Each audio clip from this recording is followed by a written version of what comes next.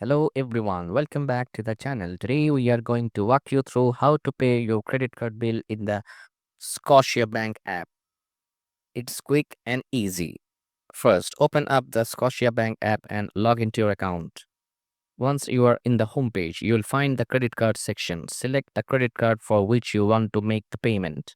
Next, hit the pay option on the following screen. Here you'll see the amount you need to pay. Just click on pay again and you will be taken for a new scene or new screen. Now choose the account you want to pay from, whether it's your checking or saving account. The payment amount and credit card details will automatically populate for you, but you can always adjust them if needed.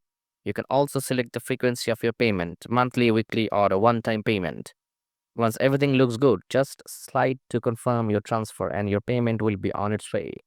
And that's it, super simple. I hope you found this video helpful. If you did, don't forget to hit the like button and subscribe for more useful videos. Thanks for watching.